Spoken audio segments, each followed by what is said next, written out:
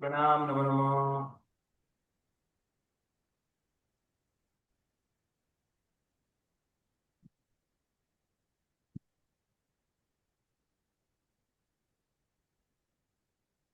છઠ્ઠા કર્મગંધની અંદર આપણે હવે સત્તાની વિચારણા શરૂ કરી છે. તો સૌથી પહેલા સત્તાના જે પ્રકાર છે એને આપણે સમજીએ. સત્તાના પ્રકાર કેટલા બને છે, કેવી રીતે બને છે.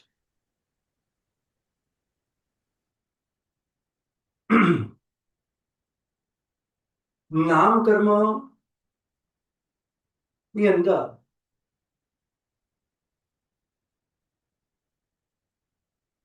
ટોટલ 103 કર્મ છે, જેમાં બંધન જે છે એ 15 પ્રકારના છે, પણ આપણે એને 5 પ્રકારના માનીએ. અને તો 93 પ્રાણોની સત્તા બધા જ કર્મ સત્તામાં હોય તો ત્રાણુની સત્તા ગણાય. નંબર 2, 92 જેના કર્મ ન હોય તો આહારક ચતુષ્ક ના હોય તો 89.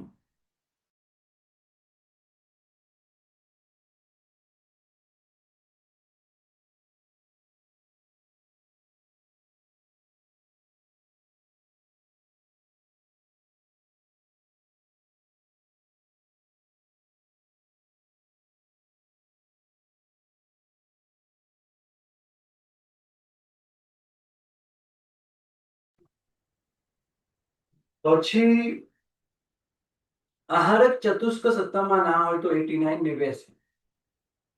જીવના અને આહારક બંને ના હોય તો 88. એટલે આટલા ઘટે. અહીંયા તમને બાજુની અંદર જેટલા ડાર્ક કલરમાં દેખાય છે એ બધા ઘટે છે, એ તમારે યાદ રાખવાના છે. જેમ કે આ 93. અત્યારે વાત કરીએ આપણે 92. આહારક ચતુષ્ક ના હોય તો 89 ને 82, અને બંને ના હોય તો 88. રાઈટ, આ તમારે 4 યાદ રાખવાના. આગળ હવે જ્યારે જીવ દેવદ્વીપ કે નરકદ્વીપ આની ઉદ્વલ ના કરે, સત્તામાંથી ખાલી થઈ જાય, કારણ કે એ જીવ વધારે બીજી બધી ગતિઓમાં ફરે, એકેન્દ્રિય વગેરે ગતિઓમાં ફરે, એકેન્દ્રિય, બેન્દ્રિય, તેન્દ્રિય, ચૌન્દ્રિય. તો દેવદ્વીપ એટલે કારણ કે એકેન્દ્રિય, બેન્દ્રિય એટલે એકેન્દ્રિય, વિકેન્દ્રિય એ જીવો મૃત્યુ પામીને દેવ ગતિમાં જતા નથી. એ જ પ્રમાણે નરક ગતિમાં પણ જતા નથી. તો આ બંધાયેલી પૂર્વ અવસ્થામાં બંધાયેલી આ બંને પ્રકૃતિમાંથી કોઈ એક પ્રકૃતિ ઉદ્વલના થાય તો 86. પહેલી એક વાત તમને બધાને કરી દઉં. છાયાબેન છે, પારુલબેન છે, બધાએ ઘણા બધા પ્રશ્નો મને પૂછ્યા છે, મને યાદ છે. એ બધાના જવાબ હું તમને પછીથી મોકલી આપીશ. મને જેવો ટાઈમ મળે હું તમારા પ્રશ્ન સાંભળીને એનો જવાબ તમને મોકલી આપીશ. બરાબર. આપણે ક્યાં અટકેલા હતા? દેવદ્વીપ અને નરકદ્વીપ. તો દેવદ્વીપ અને નરકદ્વીપ આ બંનેમાંથી કોઈ એક સત્તામાંથી ઉદ્વલિત થઈ જાય, એટલે ઉદ્વલ ના થઈ જાય, ખાલી થઈ જાય સત્તામાંથી ટેમ્પરરી, તો 86 ની સત્તા પણ ગઈ. રાઈટ, મેં 86 ક્યાં લખ્યું છે? અહીંયા લખ્યું છે, જે આપણે ગણતરીમાં હમણાં લીધું છે. રાઈટ. હવે આની અંદર એક મતાંતર એવું છે, સપ્તતિકા ગ્રંથની અંદર પૂર્વાચાર્ય એમ પણ જણાવ્યું છે કે અહીંયા દેવદ્વીપ જ સત્તામાંથી પહેલા ખાલી થઈ જાય, આવું એમનું કહેવું છે. પણ મતાંતર કર્મગંધકારથી તો આ પ્રમાણે બીજા બધા મહાન વિદ્વાન આચાર્ય ભગવાન તો એવું પણ માને છે દેવદ્વીપ અથવા નરકદ્વીપ. રાઈટ. તો 86 ની સત્તા બને. એ પછી નરકદ્વીપ ઉપર દેવદ્વીપ જાય તો નીચે નરકદ્વીપ લેવાનો, ઉપર નરકદ્વીપ જાય તો પછી અહીંયા દેવદ્વીપ લેવાનો, અને એની સાથે વૈક્રિય ચતુષ્ક, વૈક્રિય શરીર, વૈક્રિય અંગોપાંગ, વૈક્રિય બંધન અને સંઘાતન, આ 4 પ્રકૃતિ પણ, અને સાથે નરક ગતિ, નરક અનુપૂર્વી એ પણ, કે પછી દેવગતિ, દેવ અનુપૂર્વી, એ ટોટલ 6 પ્રકૃતિ. એટલે આ 4 અને આ 4 ની સાથે 2 માંથી કોઈ એક, એટલે ટોટલ 6 પ્રકૃતિ જો માઇનસ થાય તો 80. 80 જે મેં અહીંયા પણ લખ્યું છે, અહીંયા પણ લખ્યું છે અને અહીંયા પણ લખ્યું છે, પણ ગણતરીમાં આપણે કોઈ પણ એક જ લેવાની છે. હું આગળ વાત કરીશ તમને. એટલે વધારે સમય જો આ રીતે એકેન્દ્રિય વિકેન્દ્રિયમાં કાઢે તો એ જીવ આ રીતે દેવદિક નરકદ્વીક સાથે વૈકલ્ય ચતુર્થની સત્તા ખાલી કરી દે તો 80 ની સત્તા બને. આ 80 ની સત્તા બીજી રીતે પણ બને છે, એની વાત આપણે આગળ હમણાં કરશું. અને પછી એ જ જીવ એકેન્દ્રિયમાં જાય, એમાં તેવું કઈ વાવુકાયમાં જાય અને પલ્લવમનો અસંખ્યાતનો સમય ત્યાં કાઢે તો ત્યાં સંભવ છે કે મનુષ્ય દ્વીપની સત્તા પણ ખાલી થઈ જાય. આ તો સત્તામાં હોય તોની વાત છે, હે ને? કારણ કે સત્તામાં હોય તો જ ખાલી થવાની પ્રકૃતિ, બાકી તો એમ પ્રકૃતિ ખાલી થાય નહીં. આના મિથ્યાત્વી જીવો એકેન્દ્રિયપણામાં જ અનાદિકાળથી ભટકતા હોય અને એકેવાર આ રીતે ક્યાં ગયા ના હોય, જવાનો કોઈ યોગ જ ના એમને મળ્યો હોય, તો તે તત્પ્રાયોગિક પ્રકૃતિ પણ એમની ન બાંધી હોય તો એ સત્તામાં ન પણ હોય મનુષ્ય દ્વીપ. આવું બને પણ ખરા. આ તો પ્રકૃતિ પહેલા પડી હોય તો ઓછી પણ થઈ જાય. સ્થાનિક ઉદ્વલના આપણે કહીએ તો 78 પણ ઘટે. રાઈટ? તમે અહીંયા 78 લખ્યું છે, 78 આ રીતે. એટલે 88 ની સત્તા વાળો ટેવકાય વાવુકાયમાં જાય અને ત્યાં જઈને મનુષ્ય દ્વીપને ખાલી કરે. 88 ની સત્તા વાળો પહેલા નરકદ્વીપ અને વૈકલ્ય ચતુષ્કને ખાલી કરે, ષટકને ખાલી કરે અને એ જ જીવ ટેવકાય વાવુકાયમાં જઈ મનુષ્ય દ્વીપને ખાલી કરે તો એને 78 ની સત્તા પણ ઘટે. રાઈટ? તો આપણે આ 78 પણ ગણતરીમાં લેવાનું, 80 પણ ગણતરીમાં લેવાનું, 86 પણ ગણતરીમાં લેવાનું, 88 પણ ગણતરીમાં લેવાનું, 89, 92 અને 93 એ બધી પ્રકૃતિ આ સંખ્યા તમારે યાદ રાખવા. હવે નીચે મેં બીજી રીતે પણ સમજાવ્યું છે. આ તો તમારે હવે યાદ જ રાખવાની આટલી સત્તા કેવી રીતે બને છે. રાઈટ? હવે આ તમારે યાદ કરજો. આ 88 આપણે જે અહીંયા અટક્યા હતા ને, જીવના આરદ્વિક વિના 88 ની સત્તા વાળો જીવ પૃથ્વી કાય લખ્યું છે, પૃથ્વી કાય અને વાયુ અપકાય વનસ્પતિ કાયમાં જાય તો બની શકે કે મનુષ્ય દ્વીપ બાંધ્ય સત્તામાં હોઈ શકે. એટલે એકેન્દ્રિયપણામાં જાય, વિકેન્દ્રિયપણામાં જાય તો આ રીતે વૈકલ્ય ચતુષ્ક, નરકદ્વીપ વગેરે બાકી નથી લખ્યા. પૃથ્વી વનસ્પતિ લખ્યું છે ખાલી, કારણ કે આવું પણ સંભવ છે એટલા માટે. બાકી તો 2 ઇન્દ્રિય, 3 ઇન્દ્રિય, 14 વિકેન્દ્રિયમાં પણ આવું સમજી શકો છો. તો પૃથ્વીકાય, અપકાય અને વનસ્પતિકાયમાં જાય અને આ રીતે નરકદ્વીપ, દેવદ્વીપ એની સાથે વૈકલ્ય ચતુષ્કની સત્તા ખાલી કરી દે તો પહેલા દેવદ્વીપ કે નરકદ્વીપ જાય તો 88 અને એના પછી દેવદ્વીપ કે નરકદ્વીપ સાથે વૈકલ્ય ચતુષ્ક જાય તો 80. આ રીતે પણ બને. અને 88 ની સત્તા વાળો ડાયરેક્ટ એવું કયું વાવુકાયમાં છે, અને ડાયરેક્ટ એવું કયું વાવુકાયમાં છે તો સૌથી પહેલા દેવદ્વીપ, નરકદ્વીપ, વૈકલ્ય ચતુષ્ક બધાને એક સાથે ખાલી કરી દે તો 80 ની સત્તા પણ ડાયરેક્ટ થઈ જાય. ડાયરેક્ટ 88 માંથી 80 ની સત્તા પણ થાય અને પછી એ તેવું કઈ વાવુકામાં ગયેલો જીવ મનુષ્ય દ્વીપની પણ સત્તા ખાલી કરી દે પલ્લવનો સંખ્યાત્મક ભાગમાં તો 78 સત્તા પણ એને ઘટે.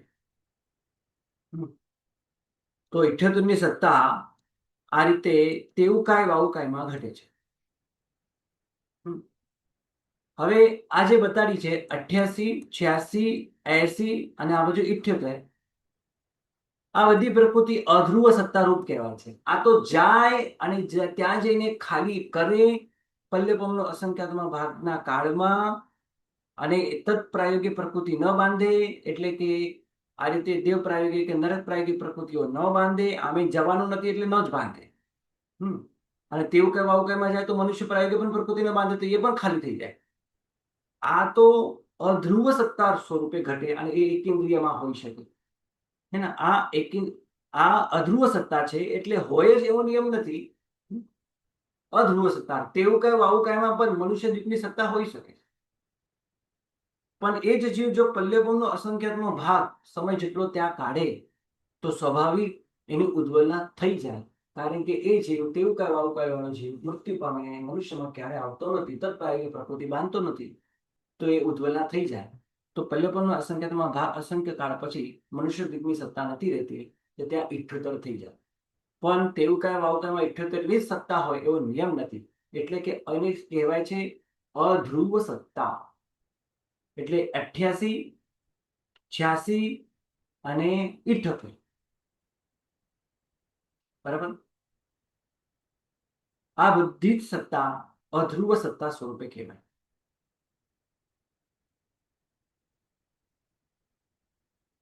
હવે ઉપર ગુરુજી એકવાર ફરી સમજાવો અધ્રુવ સત્તાનું.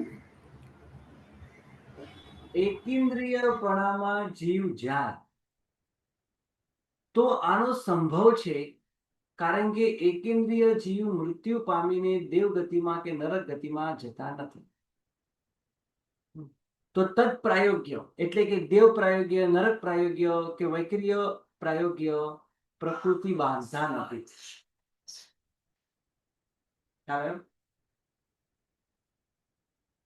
એકેન્દ્રિય પ્રાયોગ્ય એકેન્દ્રિય જીવો દેવ પ્રાયોગ્ય, નરક પ્રાયોગ્ય અને વૈકરીય પ્રાયોગ્ય એટલે વૈકરીય શરીર, અંગોપાંગ, બંધન, સંગાતન આ બધી પ્રવૃત્તિઓ બાંધે નહીં.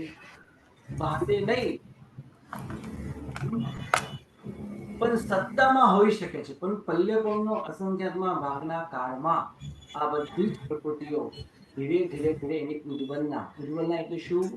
તો ટેમ્પરરી થોડાક સમય માટે સત્તામાંથી તે પ્રકૃતિને ખાલી કરે. ખાલી કેવી રીતે કરે? ખાલી કેવી રીતે કરે? તો એ પ્રકૃતિ એક કર્મ બીજા કર્મમાં ટ્રાન્સફર કરે. કયા કર્મમાં કરે? તો એ બીજા બધા કર્મો એટલે તેના જ તે જ કર્મવાળા, એટલે અહીંયા પણ નામ કર્મની વાત ચાલે છે. એટલે ગતિ હોય તો બીજી ત્રિયંજ ગતિમાં પડે, હે ને? દેવગતિ હોય તો દેવગતિમાં પડે, દેવ અનુપૂર્વી હોય તો ત્રિયંજ અનુપૂર્વીમાં પડે. આ રીતે પોતાના સ્વયોગ્ય એવી પ્રકૃતિમાં જે ટ્રાન્સફર થઈ જાય અને ઉદ્વલના કહેવાય. ટેમ્પરરી થોડાક સમય માટે કેમ બોલું છું? કારણ કે જો એક જીવને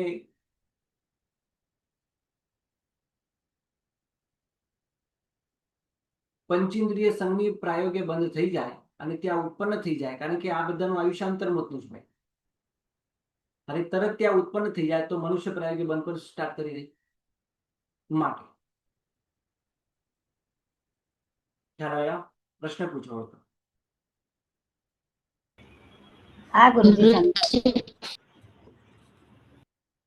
ગુરુજી હા બોલો. પૂછું? હા પૂછો. ગુરુજી 88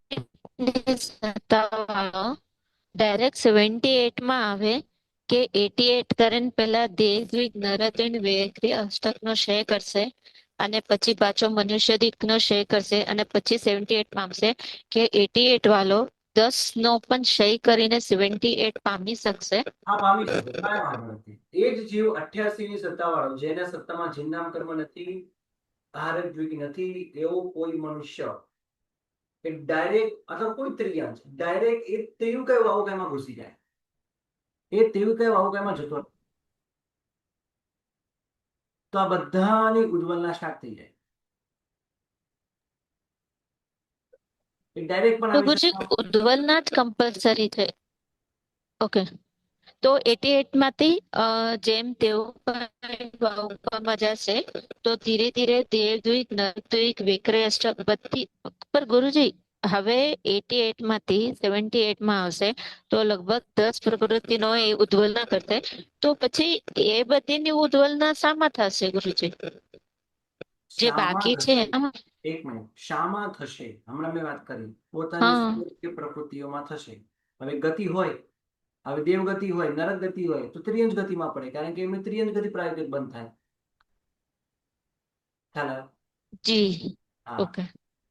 કારણ કે મૃત્યુ જી પામે જી. એટલે 8 દંડકમાં જ જાય. તો 16 ની જે હા, ગતિ હોય તો ગતિમાં હા પડે, અનુપૂર્વી હોય તો અનુપૂર્વીમાં પડે. શરીર હોય તો અંગોપાંગ હોય તો એ બીજા અંગોપાંગમાં પડે, વૈકરી અંગોપાંગ હોય તો એ દરેક અંગોપાંગમાં પડે. એ જ પ્રમાણે બંધન પણ સંઘાતનતા. જી, જી. તો જે જેની છે એનામાં જ હશે, જેમ વિક્રિય અષ્ટક હશે, ઉદ્વલના વિક્રિય હાજી ચતુષ્ક હશે, તો ઉદ્વલના એના હંમેશા સિવાય જે વિક્રિય જી જી ઉદ્વલના હંમેશા આપણે યાદ રાખવાની કે તે કર્મ પૂતગલો પોતાના સ્વયોગ્ય કર્મ પૂતગલમાં જ પડે.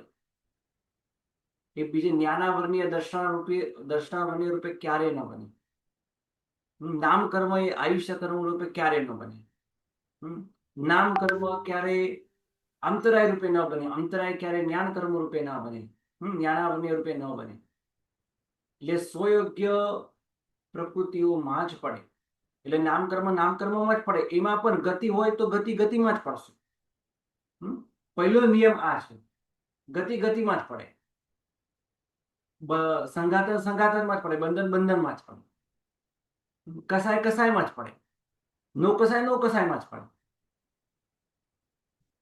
પણ જો છેલ્લે નો કસાયને પતત ગ્રહ બીજો કોઈ ના હોય, એટલે એને પડવાનું બીજું કોઈ સ્થાન હોય જ નહીં, તો પછી તરત બીજો ઓપ્શન એની પાસે હોય, જેમ કે નો કસાય. એ નો કસાય અંતે કસાયમાં એટલે સંજોલન કસાયમાં ટ્રાન્સફર થઈ શકે. બાકી તો એની પાસે બીજા જો ઓપ્શન હોય, એટલે વેદ હોય તો બીજા સ્ત્રી વેદ પુરુષ વેદમાં પડી શકે. પણ પુરુષ વેદ જ એને ખતમ કરી દીધો હોય, સત્તાબંધ રાખ્યો હોય, અથવા પુરુષ વેદ હોય, પુરુષ વેદે શ્રેણી મંડાઈ હોય, અને પુરુષ વેદ આ રીતે સત્તામાં એકલો જ હોય, સ્ત્રી વેદ સત્તામાંથી ખાલી થઈ ગયો હોય, તો એ છેલ્લો પૂતગલ ક્યાં ટ્રાન્સફર કરે? તો એને કસાયમાં. એટલે પહેલું ઓપ્શન એના સ્વયોગ્ય પ્રકૃતિમાં ન હોય તો એના બાજુની પ્રકૃતિમાં, એ ન હોય તો એના બાજુની પ્રકૃતિ. પણ નામ કર્મ ક્યારે આયુષ્ય કર્મ ના બને, નામ કર્મ ક્યારે ગોત્ર કર્મ ના બને, અંતરાય કર્મ ક્યારે નામ ગોત્ર કર્મ નહીં બને, નામ કર્મ નહીં બને. સ્વયોગ્ય પ્રકૃતિમાં જ પડે. આ નિયમ છે, નિયમ યાદ રાખજો. તો ક્યારેક એવું થાય કે એન્ડ ઓફ ધ ડે બધું કસાયમાં ટ્રાન્સફર કરતા પણ એને કોઈ દલિત એને હજી વચ્યા છે, અને કોઈમાં પણ ટ્રાન્સફર કરે છે, એવું નથી. તો પછી એનું શું થયું? એ શય પણ ના એવું ના કરે, બને, ઉદ્વલ ના પણ એવું કરે, ના અને બને, પતદ્ગ્રહ ના પણ ના એને કારણ નથી. ના એવું ના બને, એ થઈ જાય એવી વ્યવસ્થા છે. કોઈ ના કોઈ કારણ મળે. જી, કોઈ ને કોઈ એને પતદ્ગ્રહ હોય. પતદ્ગ્રહ એટલે સંસ્કૃત શબ્દ છે. પતદ્ગ્રહ એટલે આમ કમ્મપડીમાં આવો જ શબ્દ વપરાયો છે. પતદ્ગ્રહ એટલે પડવાનું એનું સ્થાન, એ ક્યાં પડે, એ ક્યાં ટ્રાન્સફર થાય, એ વિદ્યમાન હોય છે. તો આપણે કઈ સત્તાના નંબર જોયા? 93, 92, 88, 86, 80 અને 78.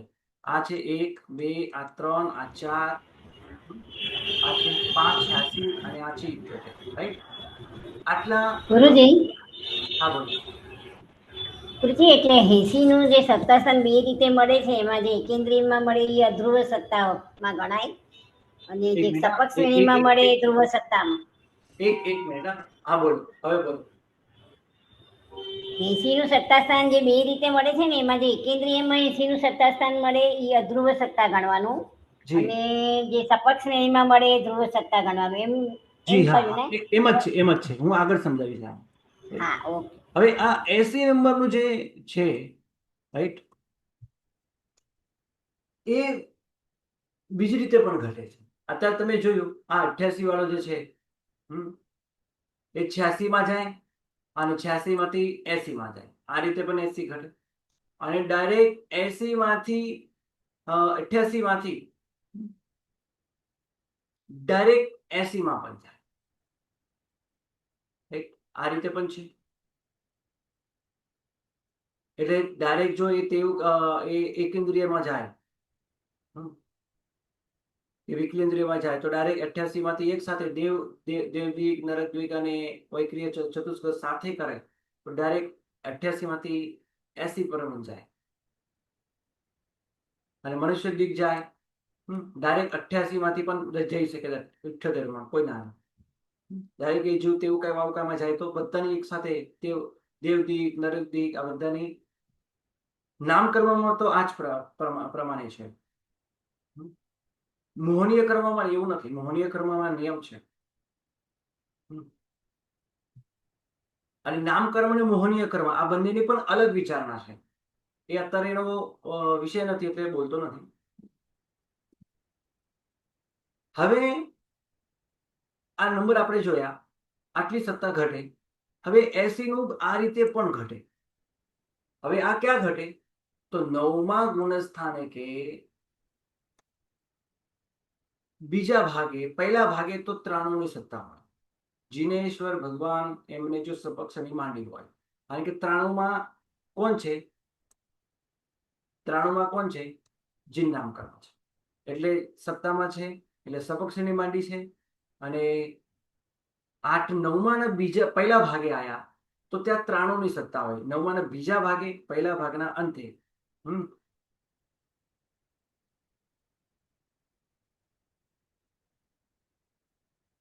16 પ્રકૃતિઓ જાય. એમાં 3 થી નદી છે અને બાકીની 13 પ્રકૃતિ નામકર્મની છે. એ નામકર્મની 13 પ્રકૃતિ માઇનસ થાય તો 80, ડાયરેક્ટ 93 માંથી 80 આ રીતે પણ ઘટે. એટલે 80 નંબરનું જે સત્તા સ્થાન છે આ રીતે પણ તમને ઘટે. હવે તમે એ યાદ કરો, જો કે તમને આ વસ્તુ આવી ગઈ છે કે 9માં બીજા ભાગે 13 પ્રકૃતિ નામકર્મની કઈ છે?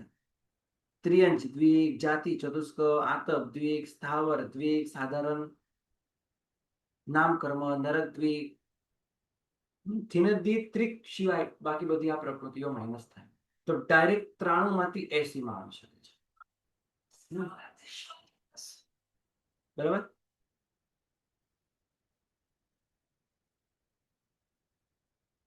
તો એના પહેલા પણ આપણે આ રીતે પણ જોયું કે 88 વાળો 80 માં થાય. 88 વાળો 80 માં થાય. આ રીતે પણ જોયું. અને 86 થઈને 80 ઉપર જાય, આ રીતે પણ જોયું. અને ત્રીજી રીતે કઈ રીતે જોયું કે 93 વાળો 13 પ્રકૃતિ માઇનસ કરે તો 80. તો આ 80 3 રીતે થાય. રાઈટ? 3 રીતે આ રીતે થાય. અને ઉપર 1 2 3 4 આ ચારે જે છે 93 80 89 92 અને 88 આ તમને ખ્યાલ છે આમાં જીન નામ છે, આમાં જીન નામ છે, આમાં જીન નામ નથી, આમાં બંને નથી. અહીંયા આરક દ્વિક છે, આરક ચતુષ્ક છે અને અહીંયા આરક ચતુષ્ક પણ નથી. અહીંયા આરક ચતુષ્ક છે. તો આ 13 માંથી આ 93 89 92 અને 88 આ તમામ જીવો, ચારે પ્રકારના જીવો આપણે એમ વિચારીને ચાલીએ કે ચારે પ્રકારના જીવો એક સાથે સપક્ષની માંડી છે. રાઈટ? સપક્ષની એક સાથે માંડી છે. એક જીવ એવો છે કે જીવનામાં આહારક દ્વિક બંને સત્તામાં છે. એક જીવ એવો છે કે જેમાં આહારક દ્વિક સત્તામાં, આહારક ચતુષ્ક દ્વિક, આહારક ચતુષ્ક સત્તામાં નથી, જીન નામ કર્મ છે. એટલે આ બંને જીવો જીન નામ કર્મ વાળા છે. આ બંનેમાં જીન નામ કર્મ નથી અને એકમાં આહારક ચતુષ્ક છે અને એકમાં આહારક ચતુષ્ક જીન નામ બંને નથી. એટલે 4 પ્રકારના જીવો છે. ચારે પ્રકારની એક સાથે શ્રેણી માંડી, સપક્ષ શ્રેણી માંડી. અને એ બધા 9માં બીજા ભાગે આવે તો એ બધા જ પ્રકૃતિ એક સાથે 13 પ્રકૃતિનો ક્ષય કરે. તેમની સત્તા કેટલી ઘટે? તો આ 93 વાળો 80 માં આવશે, 89 વાળો 76 માં આવશે, 92 વાળો 79 માં આવશે અને 88 વાળો 75 માં આવશે. તો આ પણ ઘટે. એટલે 80 76 79 અને 75 આ પણ ઘટે. અને આ સત્તા સ્થાન ક્યાંથી ક્યાં સુધી હોય? તો 9માં બીજા ભાગથી માંડીને 14મા ગુણસ્થાનકના ઉપાંત્ય સમય સુધી, અંતિમ સમય આના. તો 14મા ગુણસ્થાનકના અંતિમ સમય શું હોય? તો એક સાથે ત્યાં ઘણી બધી પ્રકૃતિઓ જાય છે, લગભગ 75 જેટલી પ્રકૃતિઓ જાય છે, પણ એમાં નામ કર્મની આટલી જ છે, એ માઇનસ થાય. અને છેલ્લી માત્ર નામ કર્મની 9 જ પ્રકૃતિ, જીન નામ કર્મ વાળાને 9 પ્રકૃતિ રહે, જીન નામ વગર વાળાને 8 પ્રકૃતિ સત્તામાં રહે. આમાં તો આમે જીન નામ છે જ નહીં. આમાં જીન નામ આહારક ચતુષ્ક બંને નથી. અને ઉપાંત્ય સમય આહારક ચતુષ્કના સત્તા વાળા જીવને 9 કે 8 માં જ આવે. એટલે એનો અલગ સત્તા સ્થાન કઈ વિચારવાની જરૂર નથી. એટલે 9 અને 8 14મા ગુણસ્થાનકના અંતિમ સ્વર. 9 ની અંદર શું છે? 9 ની અંદર જિન્નામ છે અને 8 ની અંદર જિન્નામ નથી. આટલો જ ફરક છે. બાકી આહારક ચતુષ્ક જે છે એ તો 14માના ઉપાંત્ય સમય જાય છે. એ કઈ અંતિમ સમય આવતો નથી. બધી ઉદયવતી પ્રકૃતિ છે. અનુદયવતી જે ઉદયવતી પ્રકૃતિ છે એ જ અહીંયા ઉદયમાં છે 9મા અને 8મા. અનુદયવતી પ્રકૃતિ બધી ઉપર નીકળી ગઈ છે. અનુદયવતી અને જે સત્તામાં અત્યાર સુધી પડી રહી હતી એ એનું ગણિત જ એવી રીતે ગોઠવાઈ ગયેલું હોય અને સમુદ્રઘાત વગેરે પણ થયેલો હોય એટલે જ્યાં આયુષ્ય પૂર્ણ થવાનું છે એના ઉપાંત્ય સમય સુધી આ બધી સત્તામાંથી ખાલી થઈ જાય. બસ એનો આ 14મા ગુણસ્થાને કીધું કે કોઈ પણ પ્રકૃતિ કરતો નથી. માત્ર જે પહેલા જે પ્રક્રિયા થઈ ગઈ છે એને જ અહીંયા ભોગવાનો પ્રયત્ન એ શરૂ રાખે છે. અને શરૂ રાખે છે એમ બોલો અથવા શરૂ રહે છે એમ બોલો, એક જ.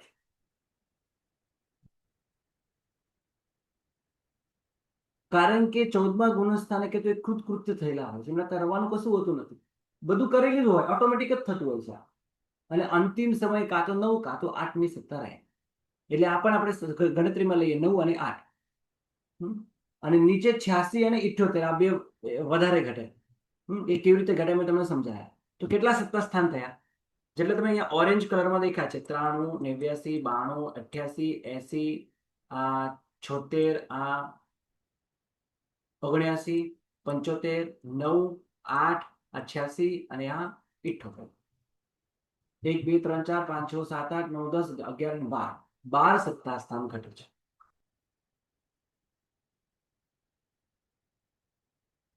અને તમારે જે આપણે 1 થી 100 ની સંખ્યા છે એને તમે કેવી આની અંદર તમે આ ચિત્રના માધ્યમે કેવી રીતે યાદ રાખશો? તો અહીંયા એક 93 આવે છે, એક 92 આવે છે, અહીંયા 89 આવે છે અને 88 આવે છે, અને આ બાજુ 80 આવે છે, 79 આવે છે, 78 પણ આવે છે, 77 નથી આવતો. ડાયરેક્ટ 76 આવે છે અને 75 આવે છે. અને આ બાજુ 1 ની લાઈનમાં 9 અને 8 આવે છે. બસ આ ચિત્રણ માધ્યમે તમે આ યાદ રાખજો. માનો કે અહીંયા મેં 1 થી 100 લખ્યા છે, એમાં 93, 92, 89, 80, 80 થી 75, 76, અહીંયા 77 છોડીને 78, 79, 80, 9 અને 8. બસ આ 93 વાળો 13 જાય. આ યાદ રાખવાનું તમારે. 13 પ્રકૃતિઓ જાય તો 93 વાળો 13 માંથી આવે તો 80 માં આવશે. 92 વાળો એને 13 માઇનસ થશે તો એ 79 માં આવશે. આ 89 વાળો 88 વાળો 89 વાળો એ સીધા 76 ઉપર જશે. 13 પ્રકૃતિ માઇનસ થશે તો. અને આ 88 વાળો હોય એ 13 પ્રકૃતિ માઇનસ થશે તો સીધા 75 માં જશે. તો હવે રહ્યો આ 78. આ 78 કેવી રીતે આવ્યું મેં તમને સમજાવ્યું. મનુષ્ય દીઠ ખતમ થઈ જાય તેવું કઈ વાવ કાંઈ ઘટે.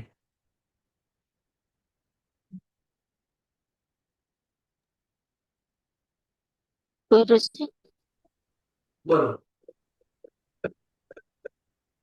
ગુરુજી એક ક્વેશ્ચન છે. એક તો આપે જ્યારે 100 બતાવ્યું એમાં શું કહેવા માંગતા હતા કે શું 1 to 100 માં તમે એ આને બધી કેવી કેવી રીતે રીતે ઘટે?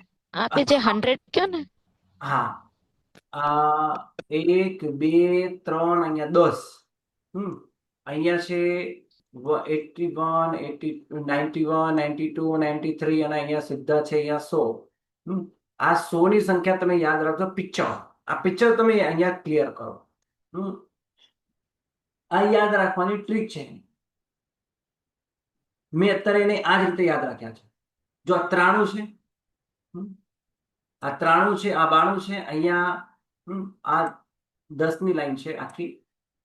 89, 88, અહીંયા 80, 79, 78, 76 અને 75. અહીંયા 9 અને 8. આ તમારે આ પિક્ચર યાદ રાખવા. કયા કયા સત્તા સ્થાન ઘટે અને કોને ઘટે અને કેવી રીતે ઘટે. હવે કેવી રીતે ઘટે તો બધું અહીં સમજાવી દીધું છે. જેમ હમણાં મેં સમજાવ્યું કે 93 વાળો સીધો 13 માં આવે તો એ ક્યાં આવે? સીધા 80 પર આવે. 92 વાળો આવે તો સીધા 79 પર આવે. 13 પ્રકૃતિ જાય તો 9 બીજા ભાગે સત્તામાં. 88 વાળો 76 માં, 89 વાળો અને 88 વાળો 75 માં. અને અહીંયા જે એક આ 78 વાળો જે છે એ લાઈનસર તેવું કઈ વાવું કાંઈ મેં તેવું કાંઈ વાવું કાંઈ પ્રકૃતિનો ક્ષય કરતો કરતો આવતો જાય. આ જીનામ વાળાને આ જીનામ વગરને ખબર છે. આ રીતે તમે પિક્ચર યાદ રાખશો ને તો તમને, કારણ કે આગળ છે ને આ બધા 76, 79, 78, 75 આ બધા સંખ્યાઓ તમારા સામે ઘણી વાર આવશે. તો ત્યારે કન્ફ્યુઝ થશો તમે કે એમાંથી 13 માઇનસ કરવાના કે દેવદીપ થી માઇનસ કરીને આવવાનું કે પછી કેવી રીતે કરવાનું, કેવી રીતે યાદ રાખવાનું. તમે અહીંયા અને અહીંયા એક વચ્ચે યાદ રહી ગયો, એક રહી ગયું અહીંયા 86, 86 રહી ગયો ગુરુજી. હા, આને યાદ રાખવાનું તમારે. રાઈટ, બોલો. એટલે આ સિરીઝમાં કેવી રીતે ઘટે છે એના માટે 1 to 100 ની સિરીઝ કરી. સિરીઝ એનામાં મારે ક્યાં ક્યાં ઘટે છે એને મારે ઘટાડવાનું. ઘટાડવાનું, બરાબર. અને સેકન્ડ ગુરુજી, એ આપણે એટલા છે ને માટે 3 આ હું જગા એટલા 80 માટે ઘટાવી એક તો મિનિટ, શપથને એક મિનિટ. આ હું એટલા માટે તમને સમજાવ્યું કારણ કે આગળ છે ને ઘણી બધી વારંવાર આવી સંખ્યાઓ તમને આવવાની છે. વારંવાર આવશે, ઘણી વાર આવશે. અથવા આ 79 એ કેવી રીતે આવ્યું હતું તો તે વખતે તમને યાદ નહીં આવે તો 79 એ કેવી રીતના આવ્યું? એ સીધા 92 માંથી આવ્યા. એટલે આ પિક્ચર તમારે યાદ રાખવું પડશે. બોલો. ને ગુરુજી, આપણે છે ને 83 જગા ઘટાવી છે. ઉપર પણ આપ જયારે 93 માંથી 13 કરો તો પણ મને 80 મળે છે. અને નીચેમાં તો ખબર પડી ગઈ કે 88 માંથી 86 80 ડાયરેક્ટ 88 માંથી 80. અને અહીંયા પણ આપ 93 માઇનસ 13 કરો તો પણ 80 મળે. તો એ 3 માં કઈક ડિફરન્સ છે. આ મેં તો ખબર પડી લેમાં કે આપકો ટ્રાયંગલ કે સમજાવ્યું. હવે સત્તા સ્થાન અને તો એક જ છે. ઉપરના રાઈટ વાળો નહીં ખબર કે અહીંયા જો જો સત્તા સ્થાન તો એક જ છે 80, પણ એ અલગ અલગ રીતે ઘટે છે. 3 રીતે ઘટે છે. આ 1, આ 2 અને આ 3. આ જ વસ્તુ અહીંયા મેં લખી છે. અચ્છા, આ બંને સેમ જ છે. જો ઉપર જો 3 માં ઘટે છે ને આજે રેગ્યુલર 13 માઇનસ કરે 80, 80. પણ આ 80 3 રીતે ઘટે છે. એટલે આ સિરીઝ મેં હમણાં એક 1 થી 100 કરાવી તો એમાં 80 છે. તમારે યાદ રાખવાનું 80 3 રીતે ઘટે છે. આ તમારે ચિત્ર આવી રીતે મનમાં તમે બનાવશો ને તો બહુ સહેલું લાગશે તમને.